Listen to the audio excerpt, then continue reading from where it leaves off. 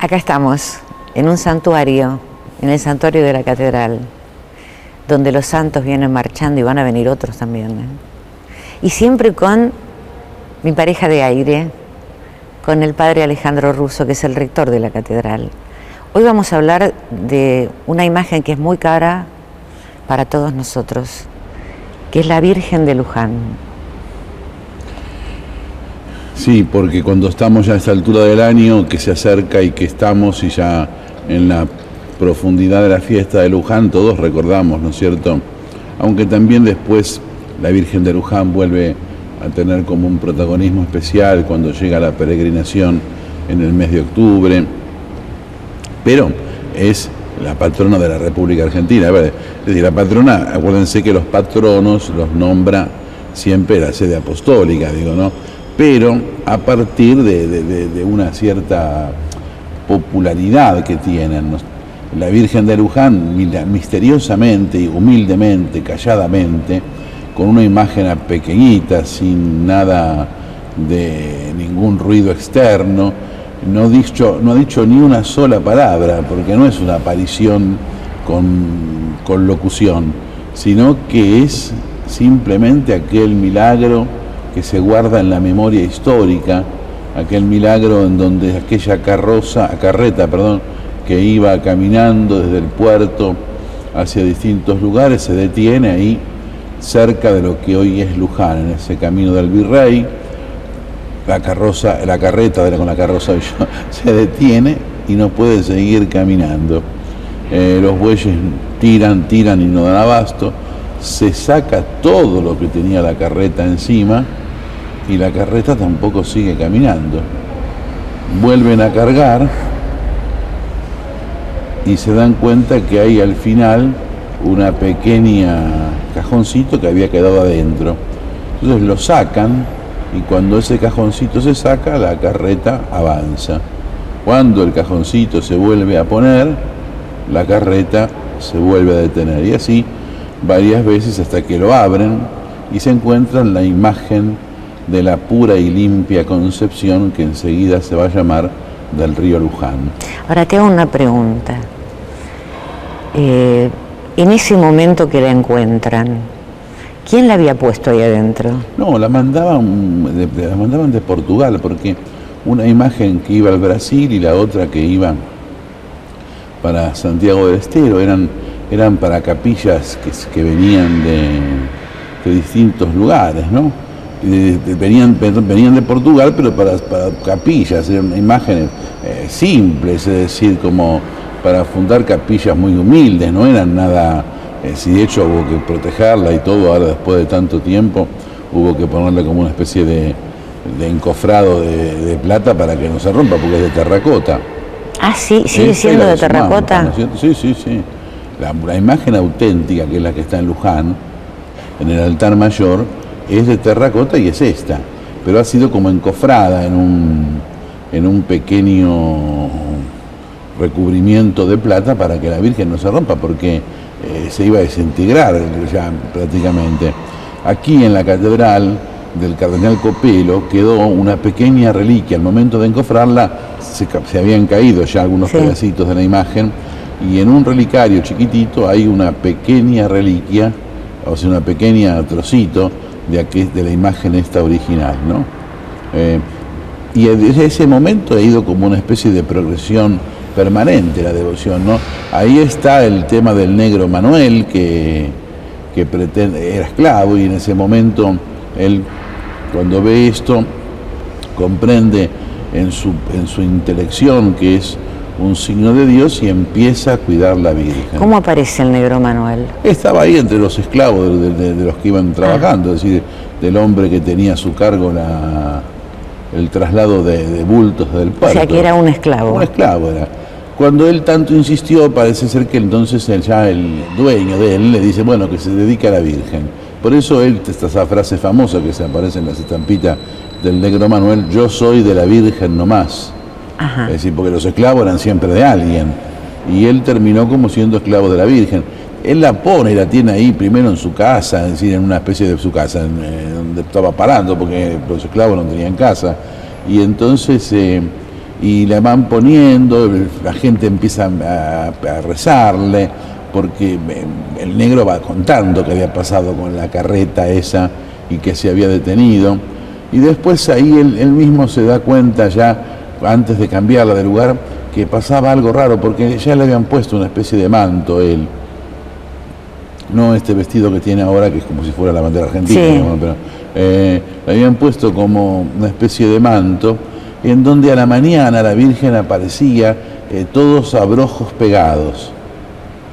Y el negro decía, es porque la Virgen sale, dice que muchas veces a la noche no la veía en su lugar, y él la primera vez pensó que se la habían robado y estaba disgustado. A la mañana siguiente estaba de vuelta. Es que la Virgen iba así en esa imagen a la casa de los enfermos. Ah, mira. Iba donde había necesidad de consuelo, y se iba apareciendo esta imagen, y después volvió otra vez a su lugar la imagen. Claro. ¿No? Pero quedaban el signo de los abrojos del campo. También él le había puesto una lámpara de aceite en vez de una vela delante, y con ese aceite muchas veces, y ahí se fue, esta costumbre después se fue como intensificando, ¿no? Se la ponían a los enfermos, y muchos enfermos se curaban. Mirá. Hasta que también un cura de acá de Buenos Aires va para ahí, porque dice que lo curó la Virgen, y este cura se queda como capellán de la Virgen. Entonces claro, ya empieza ahí la señora de Matos, y el traslado a otro lugar, y el negro que sufría, y la Virgen que volvía a la casa del negro porque quería estar ahí, hasta que finalmente, después de tanta vuelta, termina la Virgen en Luján, y ese santuario enorme, santuario nacional, ¿no es cierto?, de la Virgen. Ahora, hay que creer o reventar. Ustedes están escuchando lo que dicen, ¿no? La prueba de esto es muy simple, porque claro, uno puede decir esto es un invento de cuento, pero la prueba es esta, digo, la Virgen de Luján queda impresa absolutamente en el corazón argentino. Es decir, la multitud que va a Luján permanentemente, todos los años, y que va todos los días, y van siempre. Todos los días, uno entra a Luján y se encuentra esa cantidad de gente adentro viendo a la Virgen, y están los pobres, los ricos, los que sufren, los que están contentos, los que le van a dar gracias por una cosa, lo que dicen por la otra. Y aquí, es decir, la fe se entiende desde la puerta de Luján, por así decirlo, ¿no? Que lleva a Jesucristo, ciertamente, ¿no? Pero desde la puerta de Luján, aquí todos los patriotas también, pues esto es 1670, estamos hablando, ¿no? Hasta ahora han ido a Luján y han entendido de Luján, tanto que finalmente esa imagen tan pequeña, y en cuya pequeñez habla de la simplicidad, del silencio, de la espiritualidad de la Virgen María en sí misma, digamos, ¿no? Se la ha vestido con esos colores patrios, ¿no? Tiene esa especie de vestido triangular sobre el manto, sobre la imagen que la protege y que la viste con corona pontificia de reina, ¿no? Porque se dice reina y madre de Luján, ¿no? Pero a partir de eso, digo, la Virgen es como si fuera el emblema espiritual de la nación. O sea, ¿no?, que Luján ya se llamaba Luján. Luján se llamaba por el río. Pues por eso es la primera cosa que se le dice a la Virgen es de la santísima, pura y limpia concepción del río Luján, se le dice después. Claro. Y después quedó, como todas las cosas, quedó la Virgen de Luján como achicado, digamos, el nombre, ¿no? Sí.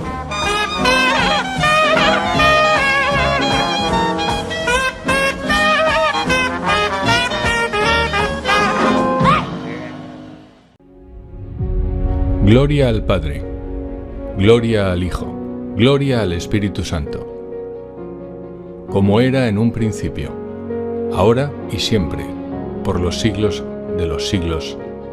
Amén.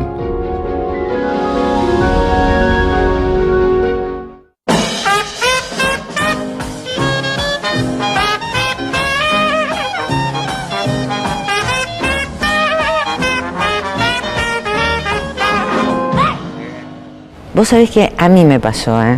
Esto que yo les voy a contar no me lo contaron. Yo sentí el olor a rosas. En Luján. Sí. Sí, no, sí, la gente...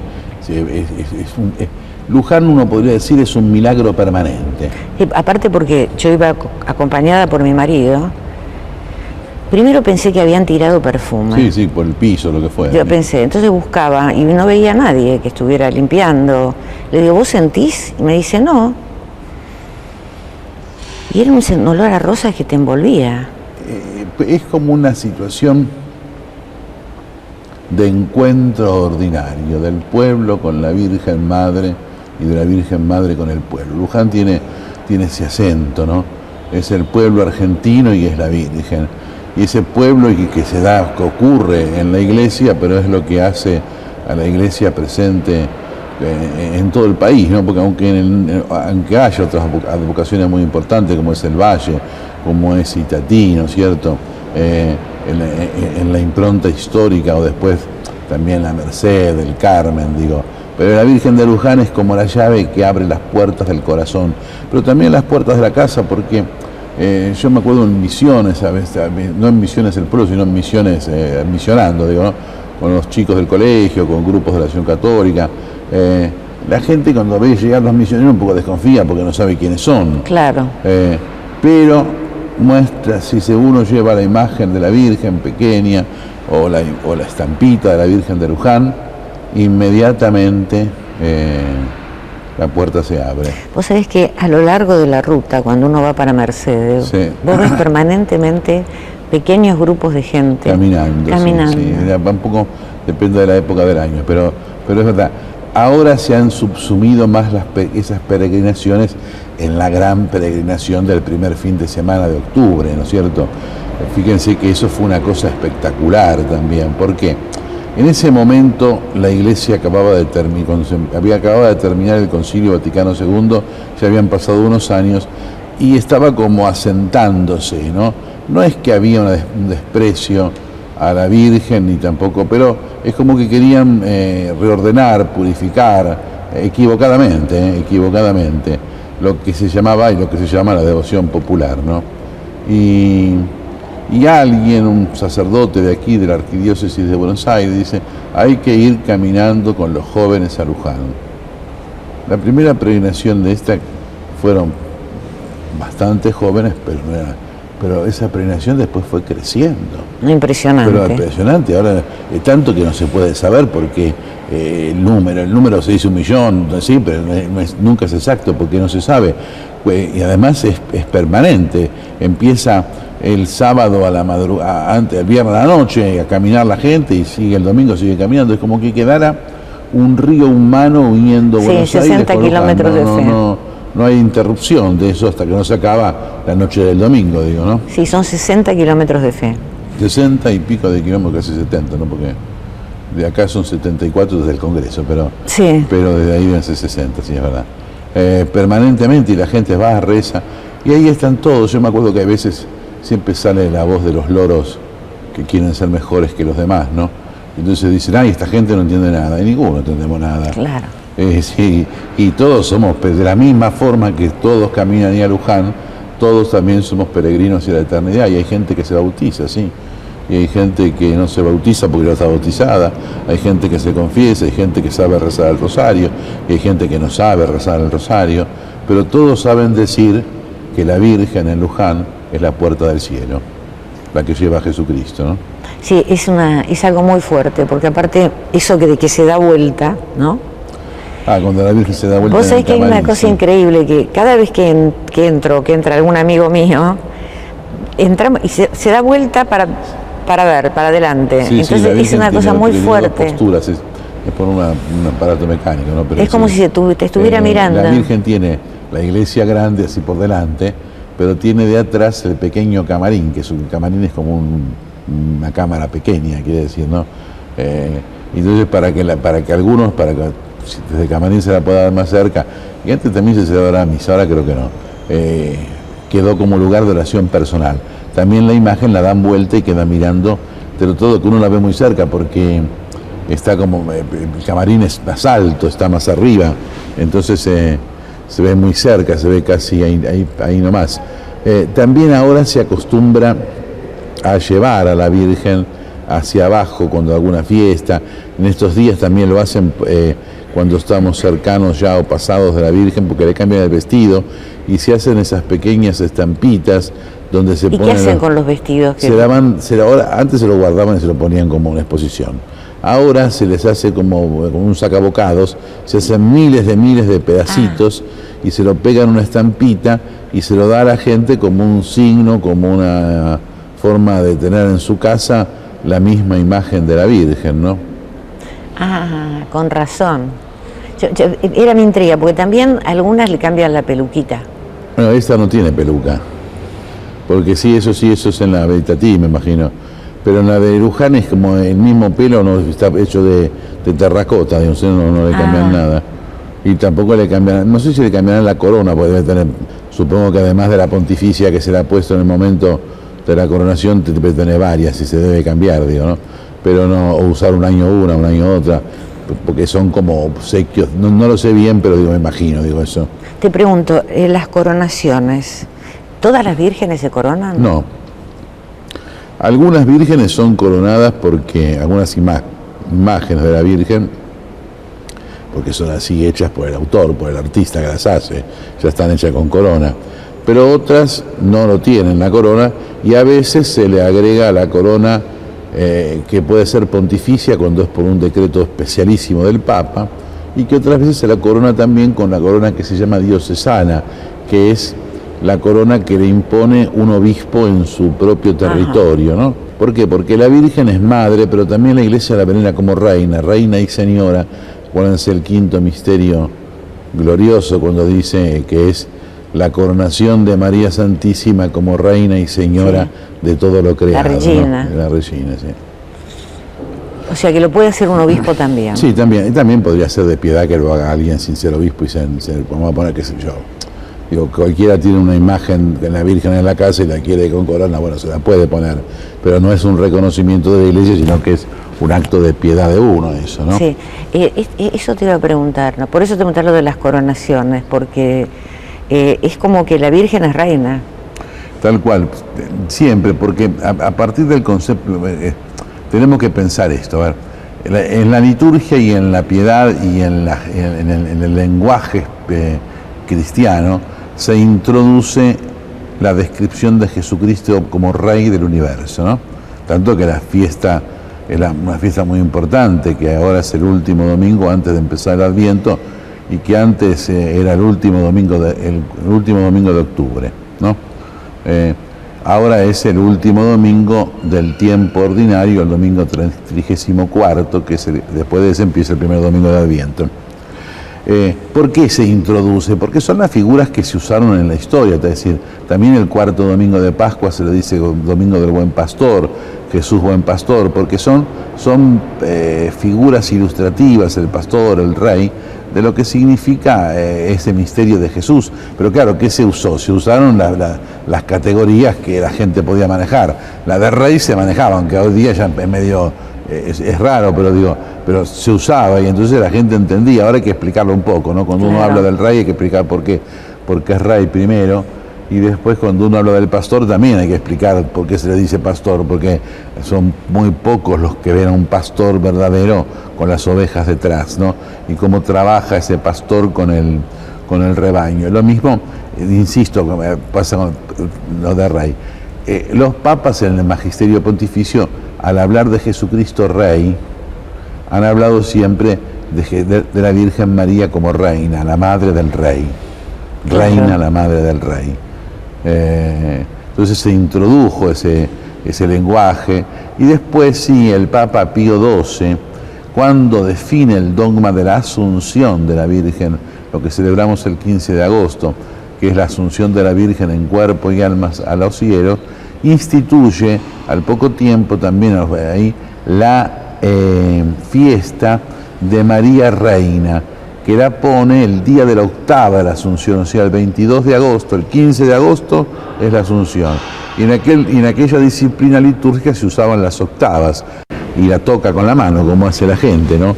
Como queriendo legitimar, ¿no? Legitimar con un documento, un subsidio muy importante, que se llama el Directorio de Liturgia y Piedad Popular, en donde describe todos los actos de piedad popular, el uso del escapulario, la medalla de San Benito, el agua bendita, los gestos populares en torno a las fiestas de Pascua, de Cuaresma. La vela. La vela, todo, es decir, todo está descrito ahí, es como legitimando todos los sacramentales, si no, digamos, que usa el pueblo de Dios como una especie de desprendimiento, de desmenuzeo, de llevar un poco a lo más cotidiano el acto litúrgico principal, porque en realidad los sacramentales, los actos de piedad popular son eso, es decir, es llevar así más finito, más sensible, más fácil de tocar, de ver, de incorporar el gran acto. Lo voy a hacer. De acá no sé, porque acá nunca se usó eso. ¿Y pero se borra después? Sí, se va borrando con el tiempo, con el transcurso. Es para el Día de Reyes. Pero se usa el Día de Reyes como una bendición de la casa para ese año que empezó, digamos, ¿no?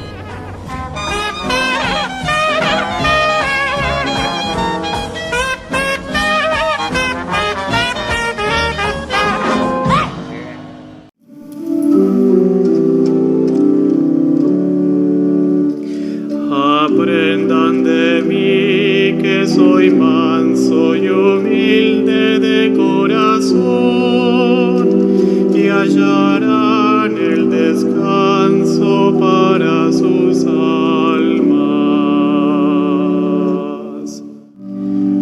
Corazón de Jesús, centro de todos los corazones, renueva tu alianza de amor con nosotros.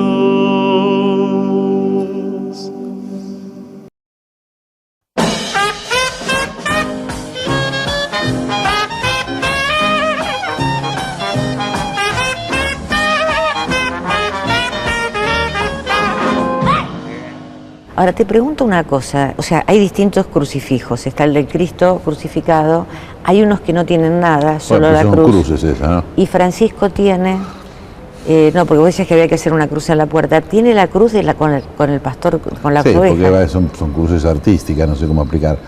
Sí, se llama cruz a la que no tiene el Cristo, y se llama crucifijo cuando el Cristo está puesto, como esta, digamos, ¿no?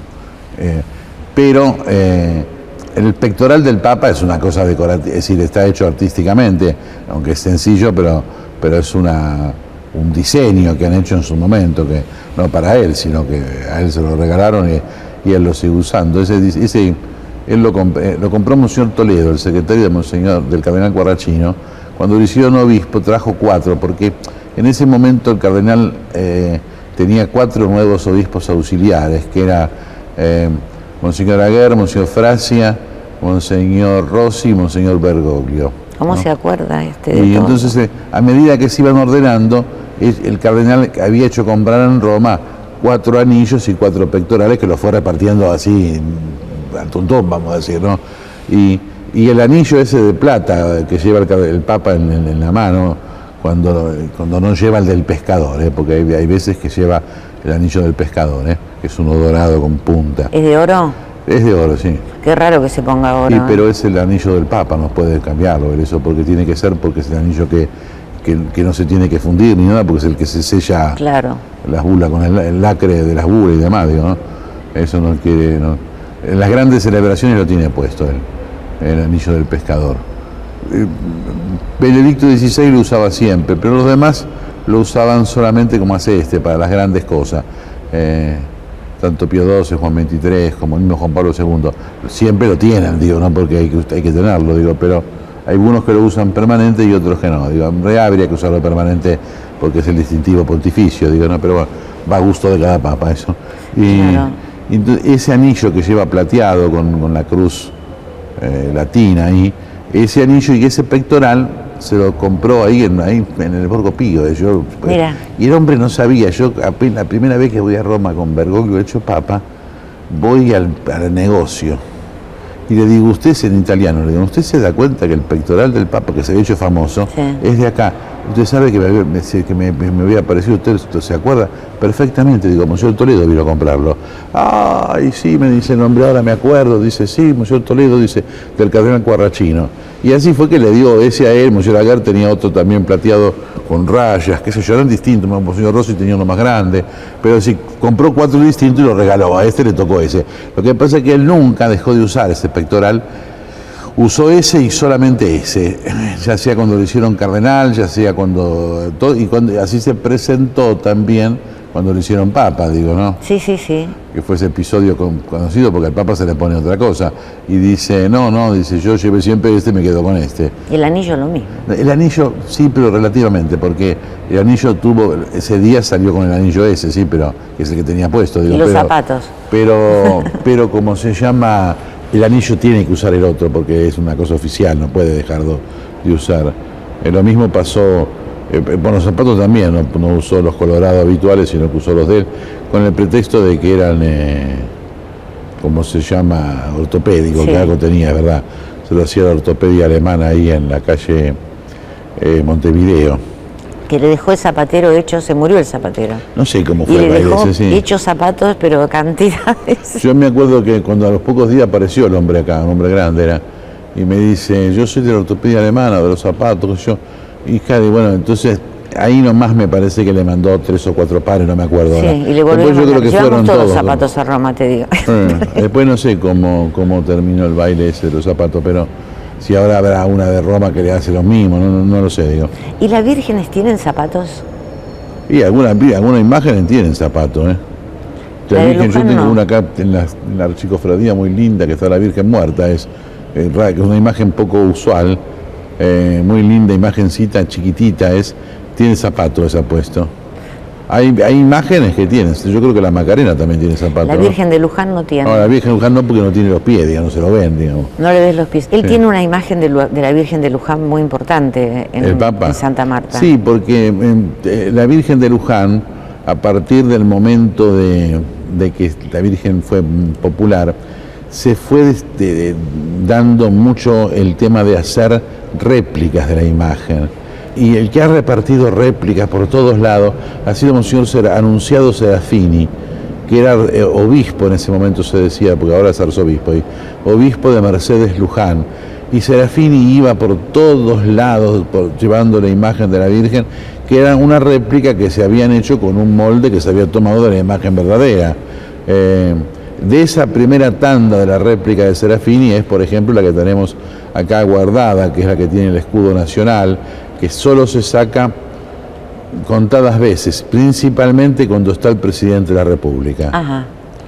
Si está asistiendo el presidente de la República. República. Por ahí no lo sabe. Sí, porque se le dice generalmente. Se le dice. Generalmente se le dice. Se coloca esa imagen que tiene como privilegio el uso del escudo nacional, ¿no? En el manto. Eso no lo sabía. Igual que el asiento del presidente y que el reclinatorio del presidente tiene puesto. ¿Eso dónde lo guardan ustedes acá? Y el asiento del presidente está guardado con las sillas ahí, donde están junto a la sacristía. Ay, cuando vaya me voy a sentar un ratito lo mismo para que el ver cómo es. reclinatorio. Está guardado sí en el museo, que dejó de usarse, el verdadero sillón del presidente, que ya lo vimos una vez, dijimos algo, que es el de Rivadavia, pero es un sillón muy grande, incómodo, no solo no es el problema de moverlo, que no sería nada eso, sino que es el problema de sentarse, porque si la persona no tiene cierta altura... ¿Cómo te levantás? No, Yo, por ejemplo. Sí, queda con los pies colgando. Isabel, la señora de Perón, sí. Se lo pusieron el mismo día que murió Perón, me acuerdo, que se ve la... ¿Y se pudo sentar? Y se tenía que sentar en la punta porque no llegaba. Para llegar abajo. Para llegar abajo. ¡Qué momento! Cristina, por ejemplo, no se le pudo poner por ese momento. Yo quise volverlo a poner siendo Cristina presidenta, me acuerdo, y cuando me dice la chica de ceremonial, dice, a ver, mire, ella salta como yo, déjeme probar. Dice, padre, ve que llega con los pies a mitad, me dice. Sí, y eso que no es petiza, Cristina. Entonces se terminó y dije, bueno, basta, digo. El sillón de Rivadavia se guarda... ¿Rivadavia era alto? No, pero se dice de Rivadavia porque es el presidencial, no porque era él. Por eso. No porque fuera de él personal. ¿Perón se sentaba ahí? Sí, sí, sí. Y tiene un sol arriba ese, y tiene un reclinatorio que le hace juego con un escudo nacional, en donde el presidente apoyaba el bastón de mando también. Ajá. Pero... entonces, bueno, se terminó. Dije, se hace un nuevo sillón del presidente. ¿Y qué reclinatorio le ponen ahora? Uno haciendo juego con ese sillón, que tiene también el escudo nacional, los dos. Tanto el sillón acá atrás como el reclinatorio acá adelante, así, arriba de la chapa de madera, tienen un escudo dorado los dos. Ajá. Entonces eso, y digo, bueno, de ahora en adelante queda esto ya como sillón presidencial de la nueva era hasta que alguno haga otro, digo, pero porque si no se arma un problema, porque y el presidente acá es tradición, lo cual a mí no me gustaría abolirla, que no se sienta en los bancos cuando vienen los actos oficiales, no se sienta en los bancos de madera, sino que ya por tradición desde el comienzo se ha sentado siempre en un sitial aparte, ¿no? Un poco esto viene heredado de los reyes de España o de los reyes de Francia también. Fíjense que, por ejemplo, el rey de España, si va a la Basílica de Santa María la Mayor en Roma, tiene un asiento en el altar solo para él. Mira. Con la reina al lado. Lo mismo pasa en la iglesia de Santiago de Compostela, de Santiago Apóstol. El rey tiene un trono ahí. Ahora, lo más extraordinario de todo es que la Virgen de Luján, de todo esto no le importa nada. Porque bueno, no importa, a la Virgen el protocolo que le importa. Sí, pero igual el protocolo hay que hacerlo, ¿no? Hay tanta cosa humana que Dios no es, pero digo que vamos a hacerle.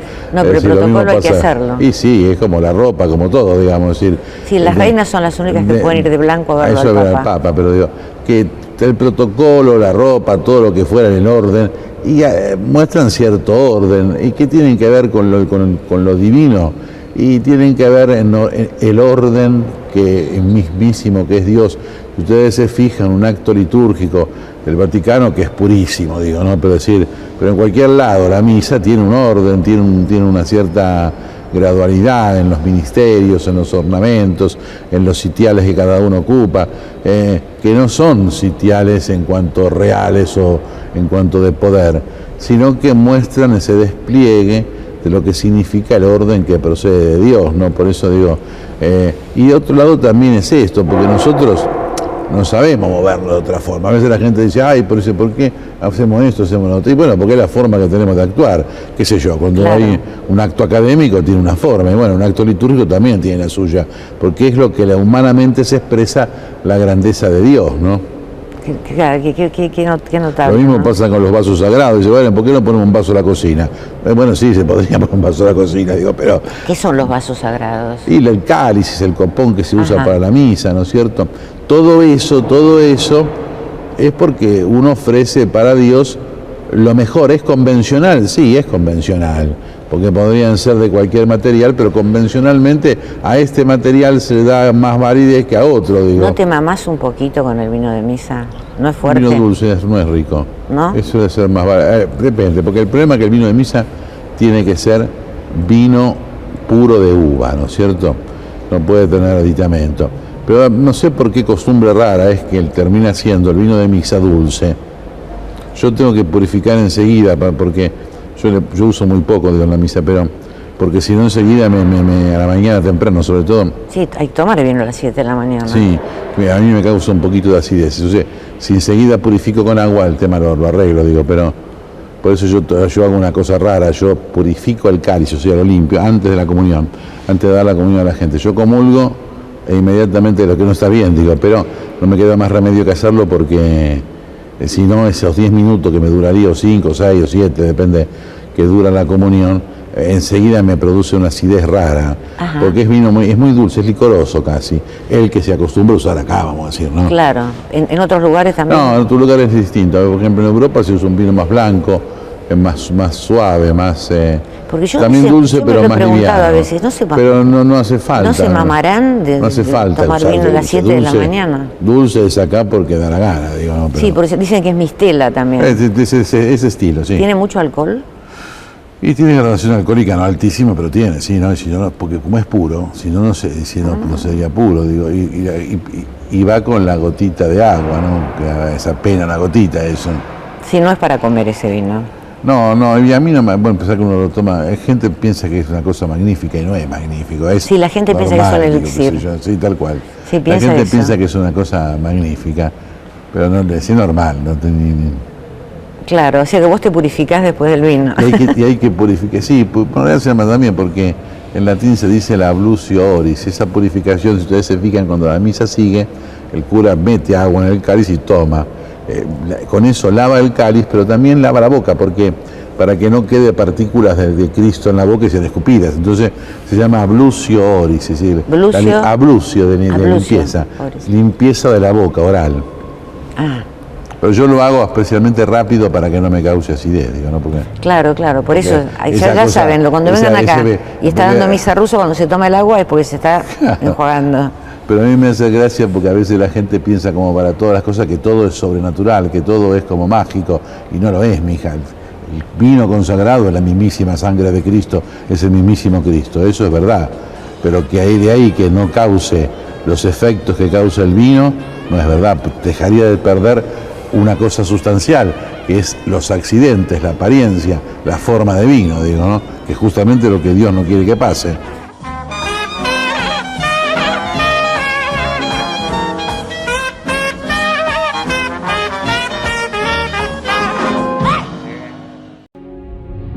Creo en Dios Padre Todopoderoso, Creador del cielo y de la tierra. Creo en Jesucristo, su único Hijo, nuestro Señor, que fue concebido por obra y gracia del Espíritu Santo. Nació de Santa María Virgen, padeció bajo el poder de Poncio Pilato, fue crucificado, muerto y sepultado, descendió a los infiernos, al tercer día resucitó de entre los muertos, subió a los cielos y está sentado a la derecha de Dios Padre Todopoderoso. Desde allí ha de venir a juzgar a vivos y muertos. Creo en el Espíritu Santo, la Santa Iglesia Católica, la comunión de los santos, el perdón de los pecados, la resurrección de la carne y la vida eterna. Amén.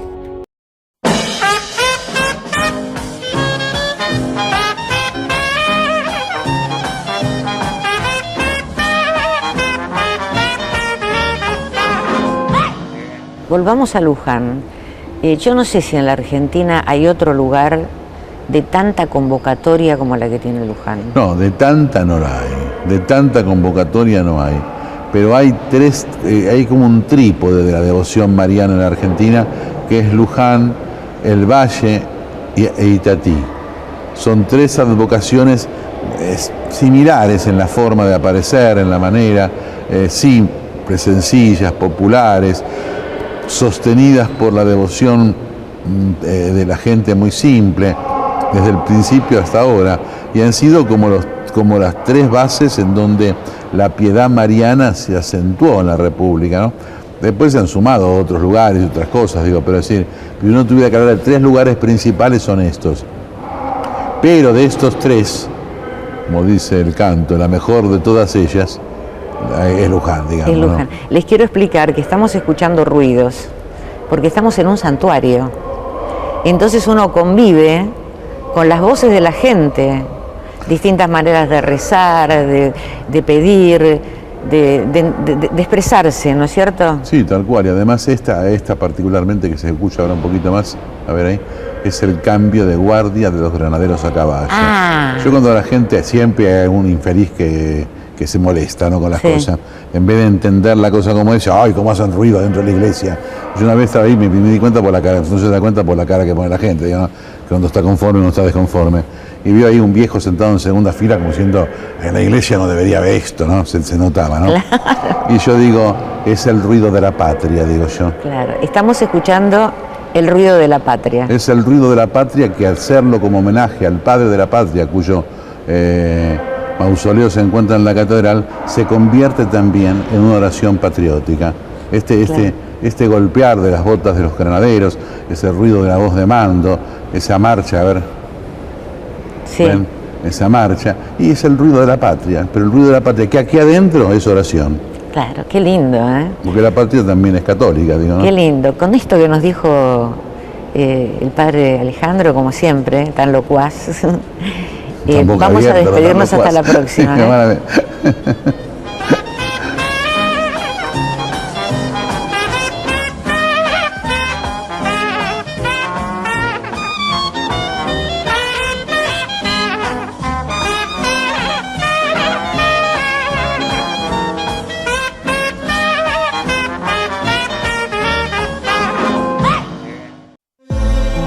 Dios te salve, Reina y Madre de misericordia, vida, dulzura y esperanza nuestra.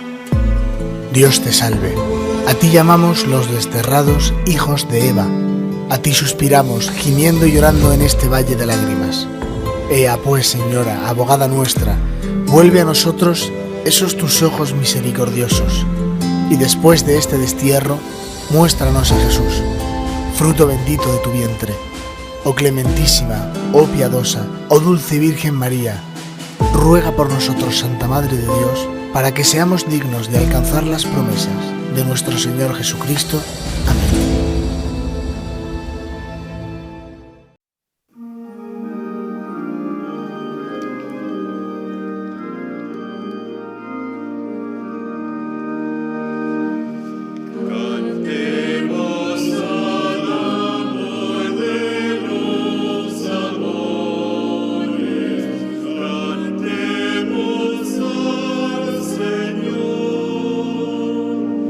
Dios